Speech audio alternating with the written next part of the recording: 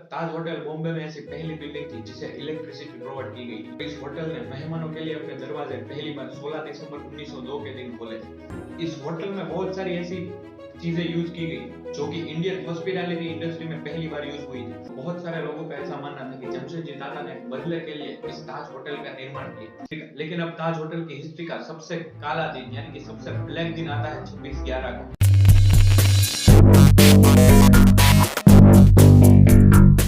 समंदर का गहना कहा जाने वाला ताज होटल एक आर्किटेक्चर मुंबई जिसकी नींव रखी गई थी 1898 में, even before the foundation of the gateway of India, जो कि मार्च 31 1911 के दिन थी।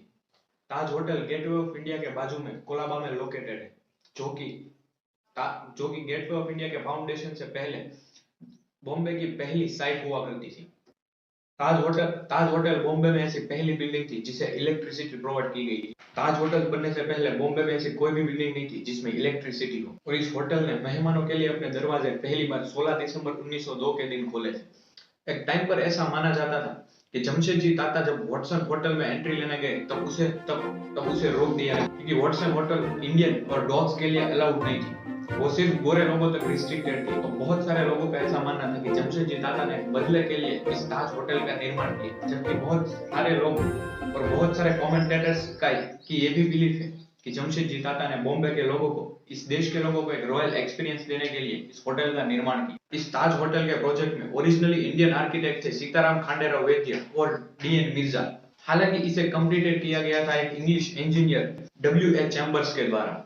खांडेराव सोराबजी रुतोंजी इस ग्रैंड ताज होटल के कॉन्ट्रैक्टर और बिल्डर थे, और ताज होटल का जो फ्लोटिंग स्टेयरकेस है यानी कि जो सीढ़ियां है उसकी डिजाइन इसी बिल्डर और इसी कॉन्ट्रैक्टर ने डिजाइन की थी। Construction of the Taj was over 4 crore यानी कि 4 करोड़ से भी ज्यादा की लागत आई थी ताज होटल के बनने में। The hotel is a 6-story building with a central Moorish dome and a magnificent architecture of the Indo-Sirenic style.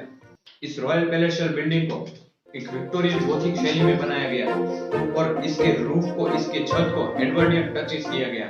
इस होटल में बहुत सारी ऐसी चीजें यूज की गई जो कि इंडियन हॉस्पिटैलिटी इंडस्ट्री में पहली बार यूज हुई थी, जैसे कि अमेरिकन पंखे, जर्मन एलिवेटर्स यानी कि जर्मन लिफ्ट, टर्किश बाथ और इंग्लिश बटलर। तो इस होटल के जरिए जमशेदजी टाटा बॉम्बे के लोगों को ऐसा एक्सपीरियंस देना चाहते थे जो कि उसे देश के किसी भी होटल में ना मिल सकता था। 19वीं शताब्दी के अंत में जब जमशेदजी टाटा ने पेरिस विजिट किया तब उसने एक होटल में देखा कि वहां पर लोहे के बने पिलर्स थे।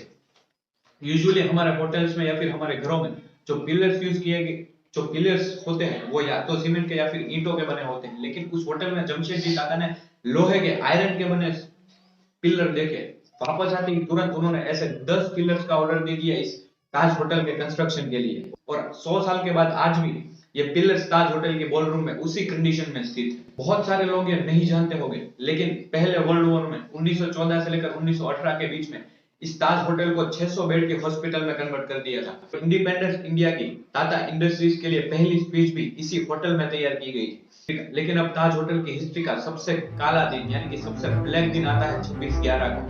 26 नवंबर 2008 ताज होटल के ऊपर एक के बाद एक आतंकवादी हमले होते हैं। 167 जितने लोगों की जान चली जाती है इस आतंकवादी हमले में, और 31 लोग ऐसे थे जिनकी डेथ ताज होटल में हुई थी। 15 अगस्त 2010 इंडियन इंडिपेंडेंस डे को ताज होटल की मरम्मत करके वापस रीओपन किया गया। 6 नवंबर 2010 को बराक ओबामा यूनाइटेड स्टेट्स के प्रेसिडेंट से पहले नेता बने विदेशी, जो कि इस ताज होटल में रुकने आए आतंकवादी हमलों के बाद। इतना ही नहीं, उन्होंने ताज होटल के टेरेस के ऊपर खड़े होकर एक स्पीच दी। उस स्पीच में उन्होंने कहा कि ताज होटल इंडिया की मजबूती का प्रतीक है।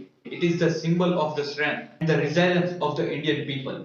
और 1905 में जी मैथ्यूज नाम के एक इंसान ने ताज होटल के ऊपर एक वाक्य किया था जिसे आज भी याद रखा जाता है, और वो वाक्य ये है कि ताज होटल की लग्जरी इतने पैमाने पर है कि जिसे देखकर कोई भी इंसान अपनी सांसें रोक लेता है। ताज होटल की लग्जरी किसी को भी मोहित कर सकती है। भारत में ऐसा कोई दूसरा होटल नहीं है जो कि इस ताज होटल से अपनी तुलना कर सके, इसीलिए ताज होटल की अपने आप में एक रैंकिंग है। तो आज का ताज होटल के ऊपर ये वीडियो यही समाप्त होता है। उम्मीद है ये वीडियो आपको नॉलेजेबल लगा हो। अगर पसंद आया तो लाइक कीजिए, और ज्यादा पसंद आया तो इसे शेयर कीजिए, और बिल्कुल चैनल को सब्सक्राइब कीजिए। चलिए फिर मिलते हैं ऐसे ही नॉलेजेबल वीडियो।